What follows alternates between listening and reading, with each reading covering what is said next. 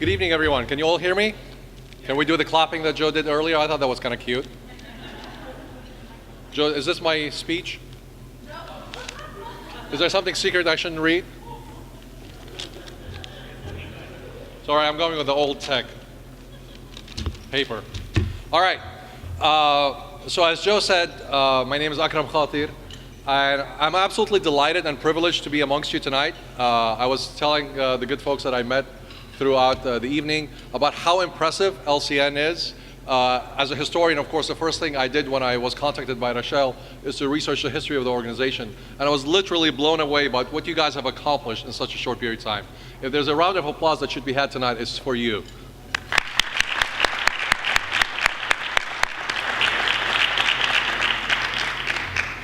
So like every good Arab boy, I became an engineer.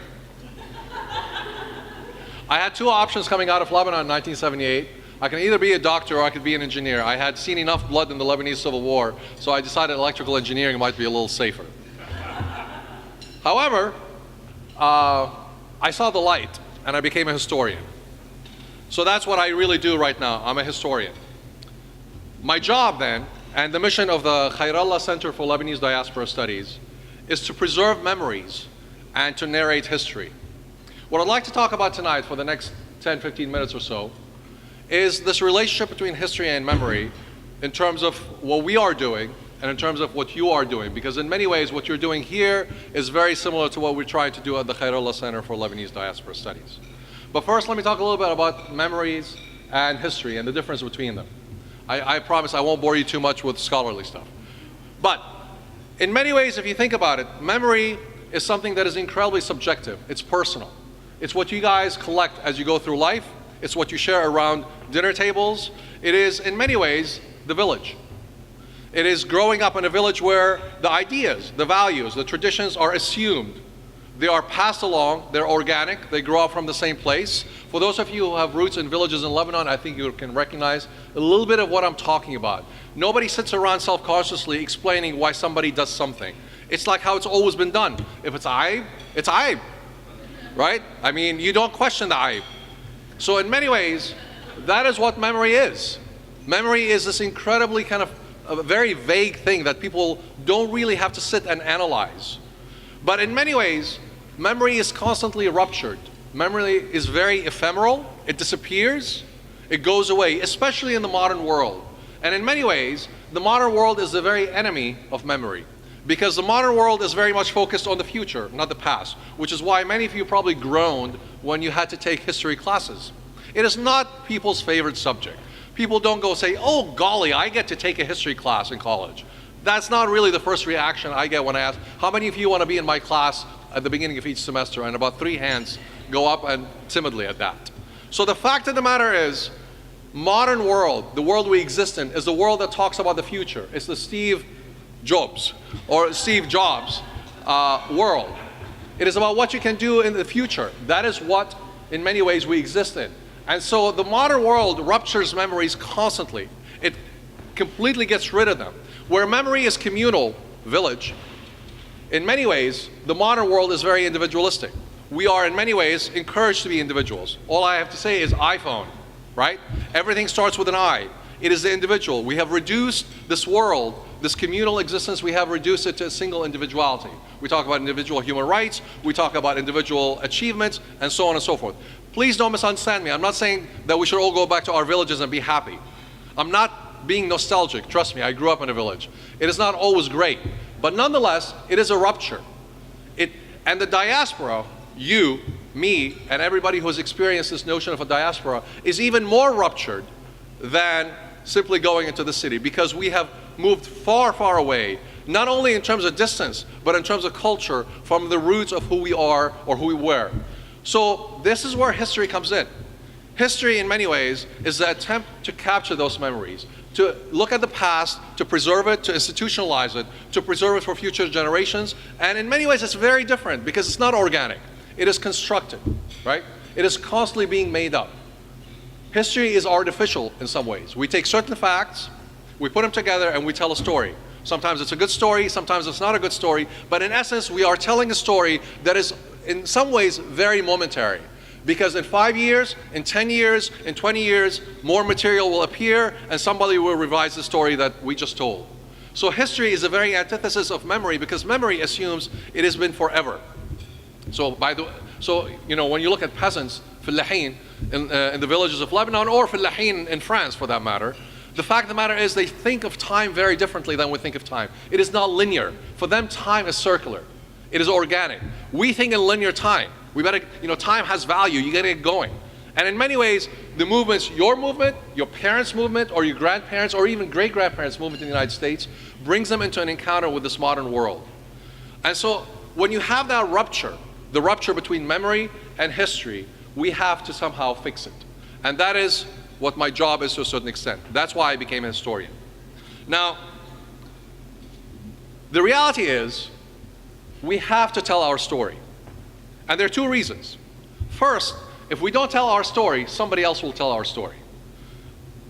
If you want an example of that, I give you 9/11, right? The fact of the matter is, after 9/11, Arab Americans in general, including Lebanese Americans, became the other. It's not that we were always liked. By the way, if you look at American history, being Arab in the United States was not always a good thing. In fact, it was more often than not a great thing. For those of you who like YouTube, all you have to do is go and, in essence, search for Planet of the Arabs. And that gives you a wonderful collage of American popular media, from the silent movie era till today. And you will find that the images of Arab Americans, very frequently played, by the way, by either Syrians or Lebanese, are, in essence, very negative. I mean, they take the very core of our identity, Arabic, the language of civilization, the language of poetry, the language of knowledge, the language of love, language of hate, divorce, marriage, our everyday language, and it becomes a language of dogs. I don't know how many of you have listened to how Arabic becomes spoken in American films. It becomes a language of people that are savages, to quote American Sniper, which I understand on the University of Michigan campus has caused a bit of a, kerfuffle. So the fact of the matter is, if we don't tell our story, somebody will tell our story. So after 9/11, all of a sudden we appear to be the other. Those people who do not share American values, who are the opposite of what American is. If America is rational, we are irrational. If America is peaceful, we are obviously violent. I mean, to the point where sometimes you think, people imagine we are born out of our mother's womb with a hand grenade in one hand and shouting, "Death to America," right? That is the image that you get. Stories are told about who we are. We can ignore them. We have every right to ignore them, because we have busy lives. I understand that. But the implications of ignoring them is very tragic, because in essence, we lose power. Storytelling is not a luxury. History is not a luxury. I did not become a historian because it makes more money than an engineer. I was just kidding at the table over there that, that's the reason. But it's not, right? You don't go into history because I saw in history this idea of storytelling as the power to shape the world. This is how we have been doing it. Humanity has always been telling stories. The difference is here, who is going to tell the story? And the power of it is in the storyteller. So if you were to move away from the Lebanese for a second, or Arabs in general, but if you were to look at 19th century US South history textbooks, surely slavery looked pretty darn good in the 19th century textbooks, right? But then you fast forward past the Civil War era, civil rights era of the 1960s, and then slavery is not so good. In other words, that power of storytelling changes, but it only changes when you grab the reins of who tells that story. So we have to tell that story. Now the other reason is that we have to tell the story for ourselves too. One of the things that impressed me about you guys is that you are, in essence, creating a community. That is what's so impressive about what you're doing. I don't know if you underestimate it or not, but I hope you do not underestimate what you have accomplished in 2 days, what you have accomplished in 8 years, and what you will celebrate in 2 years from now. What you have done is you have created a community, an institutional memory that will transcend you as individuals as you go on with your daily lives, and hopefully they'll all be successful, but it will build something. And it's that kind of institution building that we actually do need. One of the failures we have as a community is that we tend, as immigrants, recent or a little bit earlier, is that we tend to think first and foremost how we are going to make a living. I understand that impetus. You have to. That's why we immigrate. We leave And that's the primary reason. We leave for economic reasons. In the 1860s, 70s, 1880s, 1890s, 1910s, the first wave left their villages and towns in Lebanon and parts of Syria and Palestine to make a better living. And when post-1975, to make a living. And after 2000, to make a living. I understand that impetus. But at some point, we have to go beyond that.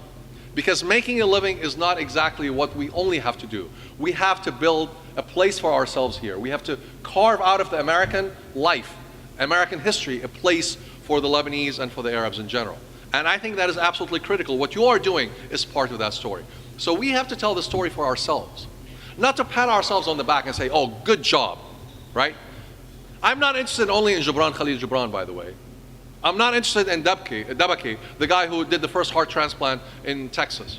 They're brilliant. Of course they're brilliant. And we should applaud them and we should celebrate them. But I am interested in the woman who comes here in 1897 from Zahli by herself, arrives in New Orleans and works for 6 months selling wedding dresses and makes $500. Right? This is the kind of story we have to tell. It's a story that actually built America. That's what the Khayrallah Center for Lebanese Diaspora Studies is about. Because we are not newcomers. We have been part of the fabric of America for a very long time. We belong here. We have built the values of America. We have built the roads of America. We have built the economy of America. We have built everything in America. We belong in this place. Our values are American values, and American values are ours. We didn't just assimilate, we changed America. All you have to look is on the number of falafel and shawarma stands in the country now. Right? We're the new Taco Bell.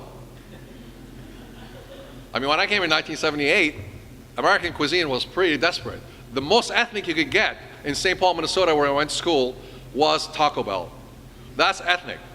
So thankfully, we brought a lot of things. So that's why we have to tell these stories. We have to tell these stories to constitute ourselves as a community.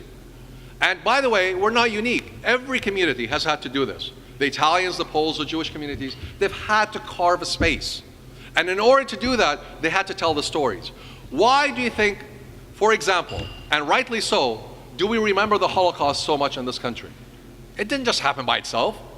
There's a lot of anti-Semitism in this country back then, and there continues to be anti-Semitism in this country.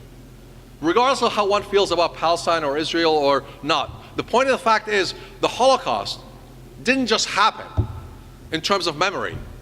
Rather, museums were built, school curriculum was established, and people talked about it. And now every American school child remembers the Holocaust. But how many of them remember the Armenian genocide? And this year we're commemorating, thank you, commemorating 100 years. We don't remember, right? We do not remember.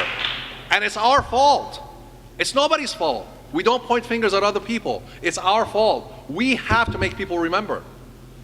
Because that is our job. We can no longer depend on memories. Your parents' memories, your grandparents' memories, they will pass away. They'll be like these ephemeral things blown by the wind. And we are left without anything. They'll remain private stories. But when you turn them into public narrative, you have power. And that kind of stuff is what, in essence, we do at the Khayrallah Center. About 5 years ago, a friend of mine, his name is Moise Khayrallah, he's in pharmaceuticals, legal drugs, and he makes a lot of money. And he's the nicest guy you could ever meet. He is completely unpretentious, down to earth, and the only way you know he has a lot of money is he drives a Tesla. And let me tell you, that's a nice car.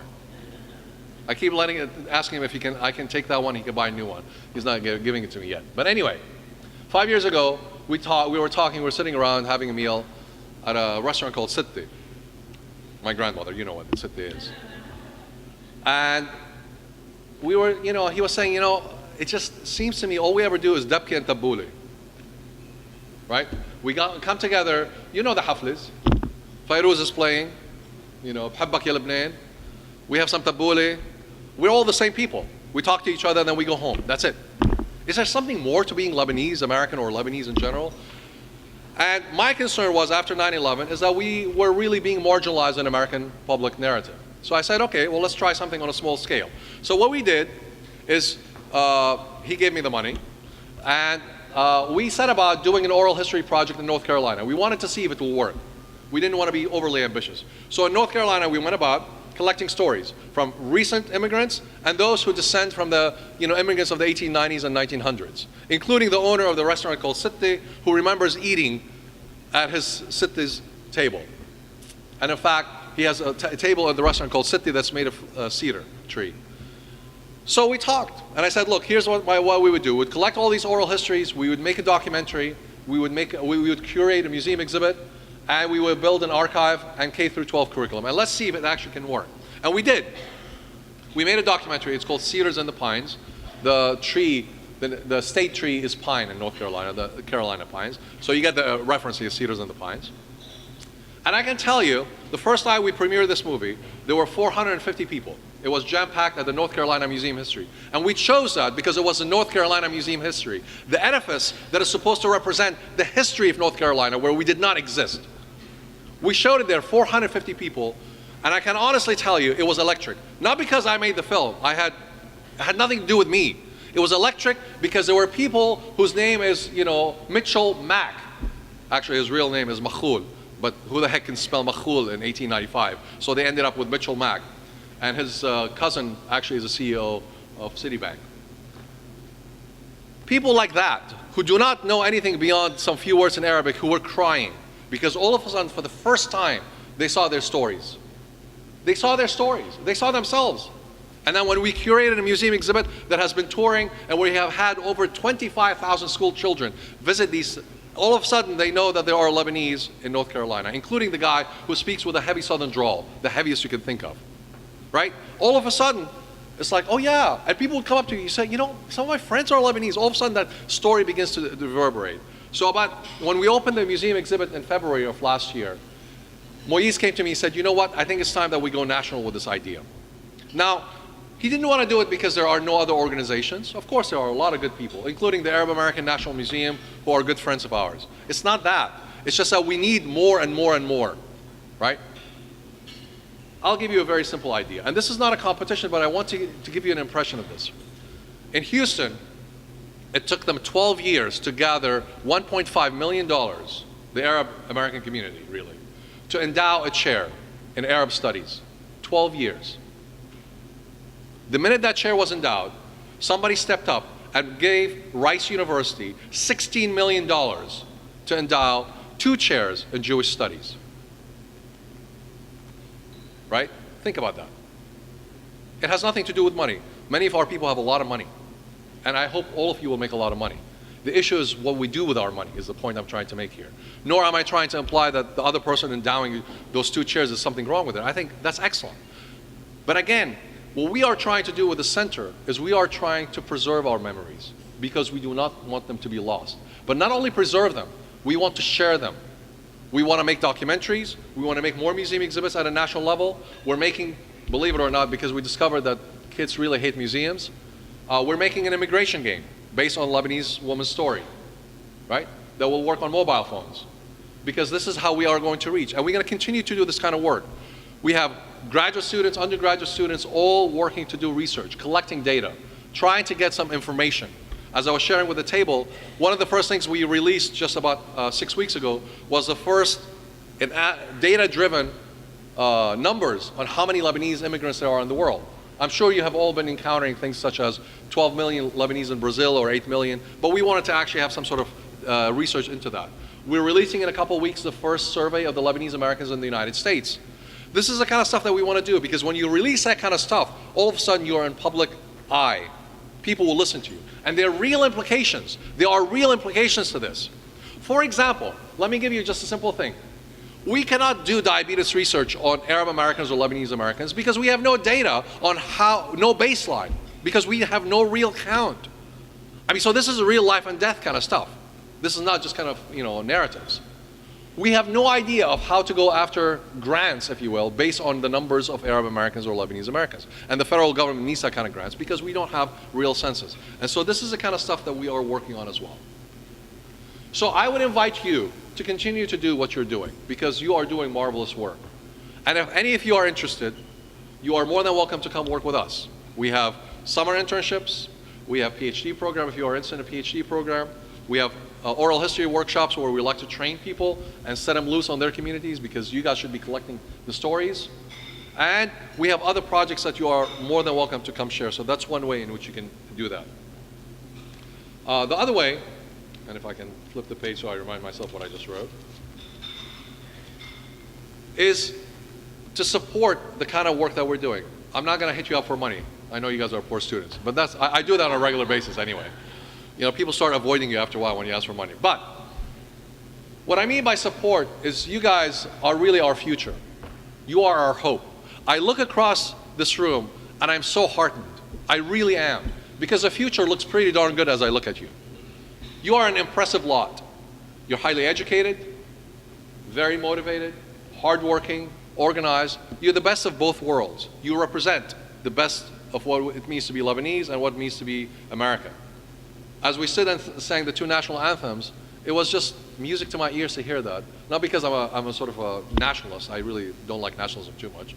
But because it spoke to who you are. You're able to bridge cultures. You're able to navigate boundaries. You are actually quite brilliant. And you are the future. And so you will go on and have careers. But what I implore you, what I beg of you, do not forget our history. Because if you forget our history, you'll forget who you are. Thank you very much.